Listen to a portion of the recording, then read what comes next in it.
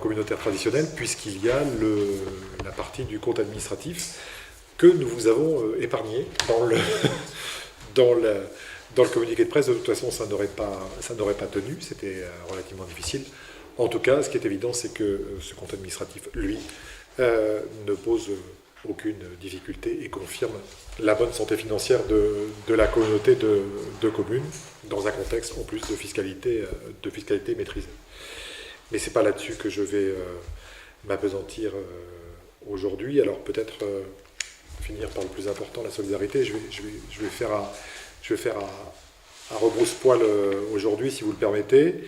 Il y a beaucoup de sujets qui sont évoqués dans ce conseil communautaire, et puis beaucoup de domaines d'intervention de la communauté de communes qui sont illustrés par les décisions que nous prenons ce soir. Vous vous souvenez qu'en début de mandat, et puis comme je m'y étais engagé dans le programme intercommunal, il y avait eu un engagement sur 3 investissements substantiels en matière sportive à Souston, à Tyros et à Cabreton.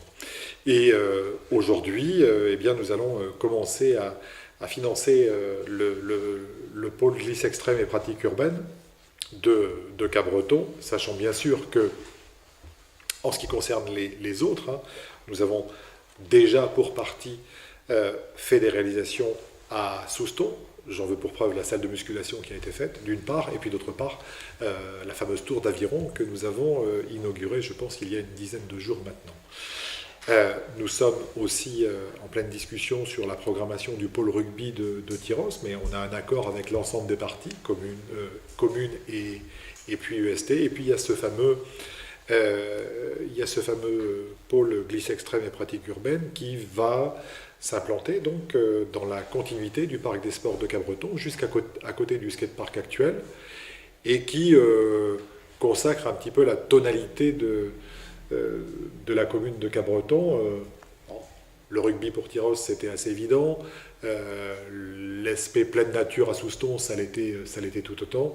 La glisse urbaine et les pratiques urbaines, c'est beaucoup plus adapté, j'allais dire, à la spécificité qui existe déjà à Cabreton, non seulement à travers le skatepark, mais à travers la glisse en général, qui est un élément important du paysage chez nous, notamment à travers l'importance des clubs de surf.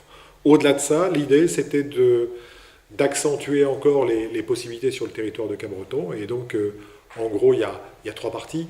Il y a l'extension et la couverture du skatepark pour permettre d'autres figures que je ne réaliserai pas à titre personnel, mais que je verrai avec plaisir se faire devant moi dans le cadre de la nouvelle réalisation, avec une couverture qui permet donc une pratique mixte, ce qui n'était pas possible dans l'état actuel des choses, puisque la partie du skatepark de Cabreton est toujours à découverte. Il y a une autre partie qui est dédiée à l'aspect cirque.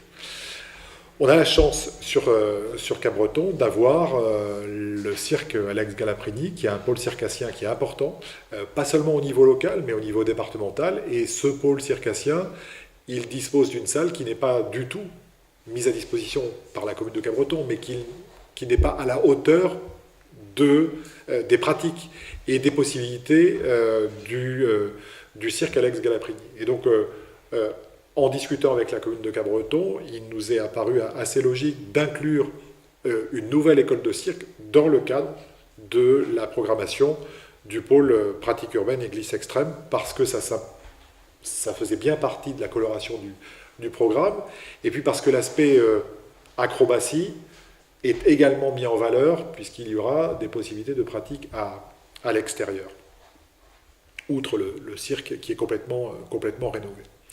Et puis, il y a le côté plus ouvert sur la ville, de la même façon que le skatepark un petit peu, avec les pratiques sportives urbaines, la création d'une aire pour la préparation physique, donc c'est une espèce de bol en tartan qui permet d'avoir les bons dénivelés pour les démarrages, pour l'entraînement des athlètes en général, sachant que c'est important pour Cabreton, puisque vous savez sans doute que nous avons une école d'athlétisme qui est assez renommée au niveau régional et même national, et que ça viendra compléter les équipements. Et puis, il y a une demande de plus en plus importante qui est liée aux nouvelles pratiques comme le CrossFit, avec la possibilité donc de faire de la musculation fondée essentiellement sur l'utilisation du poids du corps et non plus sur des agrès comme précédemment. Et donc, c'est ce que l'on met en place. Il y aura la piste autour et au milieu, une grande plateforme de street workout où justement tout le monde pourra s'entraîner. Et on est bien dans la logique de pratique urbaine qui fait écho non seulement à la volonté de la communauté de communes, mais également au programme communal de la majorité de Cabreton, puisque c'était une partie du programme sur lequel on s'était engagé. Donc l'idée, c'est de l'ouvrir, cette réalisation, au plus large public possible, en réalisant un skatepark de référence. Il y en a beaucoup sur notre communauté, auquel d'ailleurs nous avons nous-mêmes participé aux côtés de communes comme par exemple Saubion, comme par exemple Tyros, mais d'avoir un skatepark qui soit d'une plus grande ampleur et qui attire donc une population plus importante. Et puis un accès libre pour les Cabretonnais et l'ensemble des gens qui veulent s'entraîner physiquement dans un espace, dans un espace de plein air. 2 millions d'euros hors taxe, comme nous nous étions engagés, ce qui représente un investissement substantiel en la matière. Et puis, vous le voyez, hein, une réalisation qui va se faire relativement vite. Alors, relativement vite en temps administratif. Donc, quand on parle en temps administratif, c'est toujours plus long que pour le vrai temps habituel des gens. Néanmoins, dans le temps administratif, ça c'est court, puisque vous avez la consultation à l'été 2017, et puis après les offres, et puis la réalisation qui devra être fait pour le premier semestre 2019, voire un petit peu au-delà, en fonction justement des appels d'offres. Mais ça veut dire que à la fin de ce mandat, nous aurons fini, comme nous y étions engagés, les 3 pôles sportifs, tout en ménageant, et on y reviendra par ailleurs, tout en ménageant des réalisations sportives pour les autres communes, les 20 autres, donc, qui ne disposent pas justement de pôles sportifs.